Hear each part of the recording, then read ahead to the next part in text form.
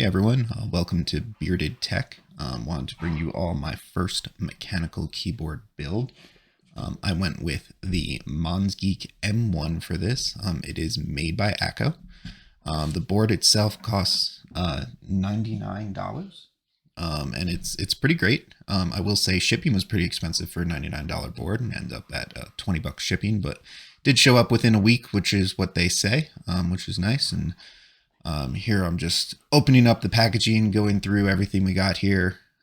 We got some tape if you like to do your tape mod, which is great. You got your USB-C to USB-A cable. This one's in white because I went with the silver board. And yep, it is coiled, which seems to be all the rage. Of course, I found it necessary to show you that it is in fact USB-C and USB-A there.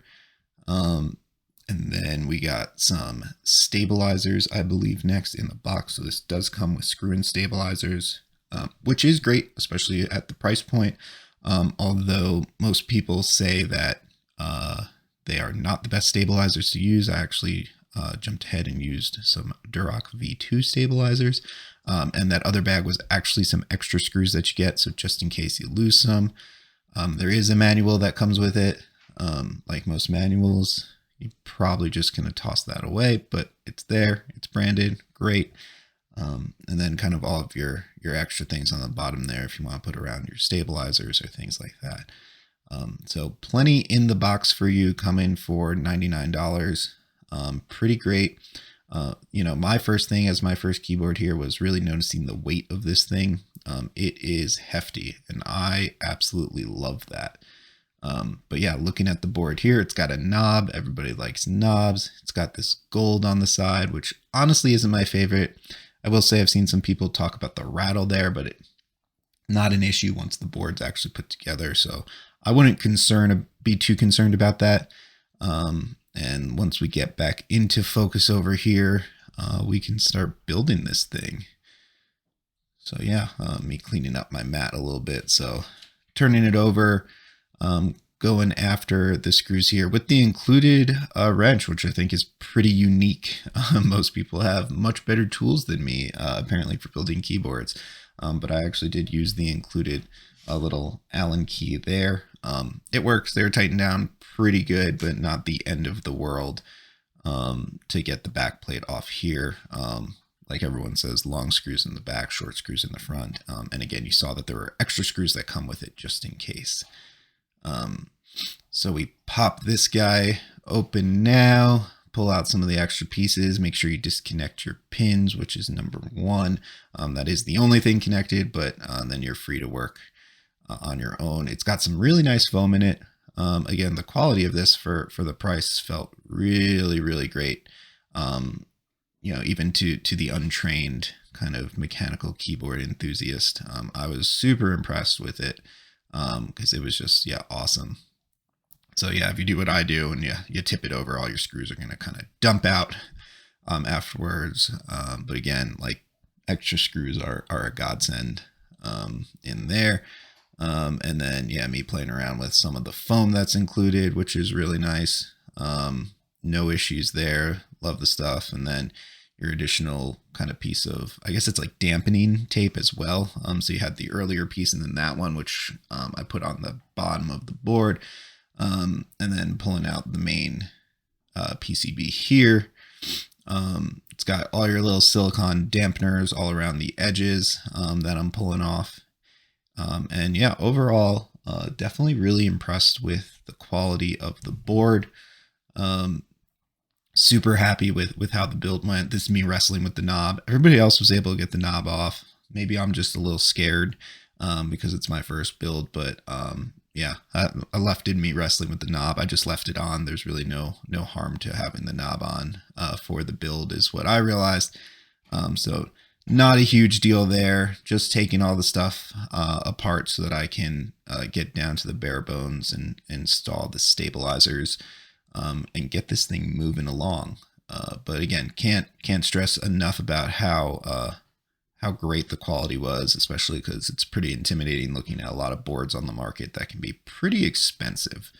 or even pre-orders. So great to have something in stock at a good price. And me just now exploring the back of the board, trying to figure out how to do this after the multiple videos I watched. And this is one of those that they did not include. So you will need your screwdriver, and you can just start taking out some of the screws to just kind of release everything that is left in there. Not the steadiest of hand going for this, but yeah, I think there's about 6 screws on the back. You're just going to undo, and that should just separate the final pieces there so that you can really start putting this thing together. But you do require a Phillips head screwdriver for this one, and one of the small ones so that you can get into everything. And the same one I found will work at least with the stabilizers. So almost toolless, only a few tools needed here, maybe 2 with the included Allen key, but you know, not the end of the world within the stuff you're working with. If you're a tinkerer, I'm sure you have all this stuff already. Again, just a newer experience for me trying to get all of this apart, but I feel like these were some of the things that, you know, I didn't see as a new person to the mechanical keyboard world of just how to do. And, you know, obviously me probably missing a screw right here on this one to make sure that I can get it apart. And this top plate does snap in pretty good. Kind of my lesson learned of making sure that you can really get it around like the stabilizers and everything as you're working. So this was my unedited first time going through building all of this, and you can kind of either hate me for it, or you can be thankful for showing you the ways if you haven't done this before, because I really do think this is going to be probably an entry-level keyboard for most people.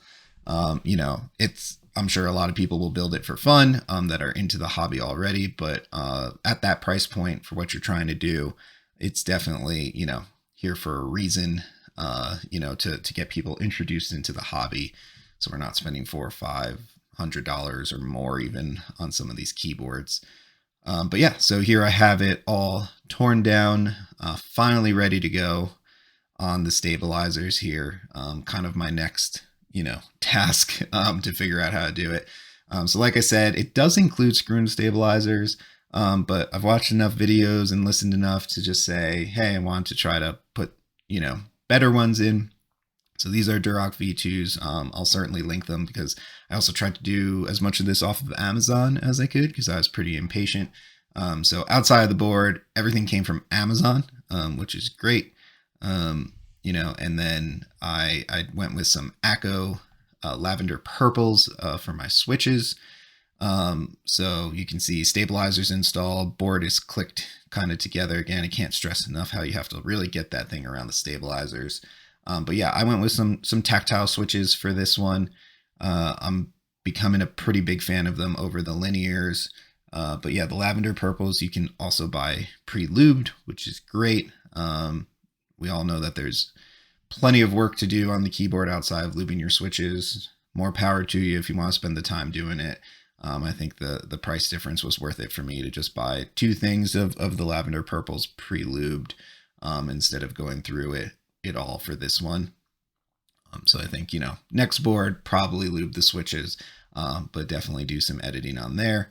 But yeah, this is a nice little package for all of the switches that we got here. You know, normal things when you're doing this, right? Watch out for bending your pins and things like that. But again, grab these on Amazon. I think they were $21 a piece. And, you know, trying to put the switches in now instead of putting it back together just to make sure that we're providing some support as I push them in. But again, this was a learning experience for me, even figuring out how to get the switches out of this container. And I do definitely recommend that you grab yourself a keycap puller and like a switch puller if you don't have those already, because while you're doing this, you will almost certainly have run into a few times where you're going to need to pull those out. And although at this stage it's not too bad, you don't want to damage too much stuff. And you can see me messing around with some pins that I bent because learning the pressure that's needed to do all of this is definitely an experience as well. But So yeah, getting towards the end of getting everything together here, which is great. It felt so good. Definitely give yourself some time to do it. It's not the end of the world. If you've built a keyboard before, you know that. But for all the newbies like me out there, it's not the longest thing. You're not spending a day doing this, but it's definitely, you want to take your time. You want to make sure you lube your stabilizers and things like that. I actually had to go back and kind of lube my stabilizers because I was dealing with some issues. But again, one of the bigger things I ran into was me just not knowing how to get that top plastic plate around the stabilizers. You got to give it a little bit of force. But ultimately, my spacebar was acting a little bit funky. And just going in, lubing the stabilizers, and then making sure that that plastic clear plate was snapped into place was actually the number one fix for me, because now the keyboard is like a dream. And we'll do a sound test and everything at the end of this video, but wanted to kind of point out the things that I ran into. There's a good chance if you've done this before, you won't run into it, but again, entry-level keyboard at a great price point. So a lot of people looking to do this might be looking to build their first one, and certainly you might make the same mistakes I did, or maybe you've watched a couple more videos and you won't, but that's why it's here. And this stuff, get it lined up. Obviously it's real sticky. It does have some dampening thing. We're dealing with an aluminum chassis here. So, I want to try to out of the box avoid any of the clinking and stuff that I could, any of the hollow sounding things. So this one's fit on pretty nice. Already has the space for the wires and everything, which was great. And yeah, me just kind of testing it out, seeing what's going on. Also me trying to figure out how everything goes back together. But you can see, thankfully I figured it out. So you got, all your pieces there, connecting, the cable back into this. I will say I pulled on the wires to disconnect it. Didn't seem to have any problems. I've disconnected it a few times. Don't be too worried there. It is a little hard to get back in, unless you got tiny hands. But we made that work as well. And then just seating kind of all of those silicone gaskets. And it's hard for me to hide my excitement as I do this, of just like kind of tapping on it a bunch. Cause man, does this thing sound phenomenal. And even just having the switches in is kind of fun. But yeah. So since I couldn't get the knob off, so it wouldn't sit flat, I went with the pinch and screw in method here. You can see is essentially once I flipped it over, the whole thing separated anyway. But once you get a screw in or so, it holds it together, and you can tighten it down. More power to you if you got a bigger wrench than I do, than the one included, because again, do not have small hands, and I definitely felt it in my fingers, but not the end of the world. It goes together really, really easy. I had a great time, putting this together and really learning all the ins and outs. Can guarantee you that, the next one will be so much quicker and things like that. But again, just loving the feel of it, even love the look of it. Wasn't going for the silver originally, but just sitting there with the lavender purples is great. And then, yeah, went kind of full ACO on this one. Some keycaps there for us to look at, and pulled those off of Amazon as well. So super easy to get a hold of. I think those were about $40. Again, I'll put all the links in the description below. Did not want to break the bank on keycaps, I'll be honest. I know a lot of people out there got some pretty fancy ones, $100 and up ones, and I just couldn't do it.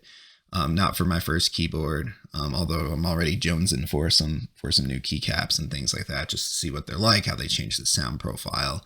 But yeah, so got some cool ones. I like this kind of, I think it's Mars green layout or colorway. And yeah, just went through the basic stuff, of putting them in there.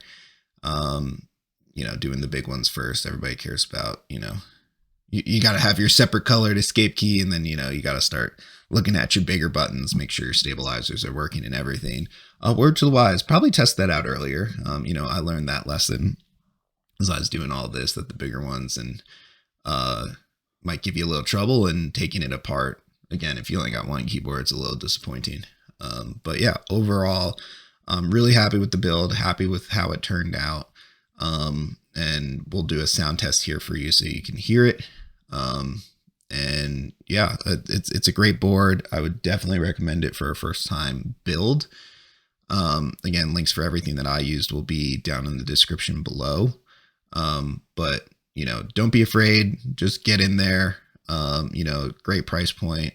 Can get majority of the things outside of the keyboard itself on Amazon for an easy time. And yeah, I'll show you the complete board and we can do a sound test from here.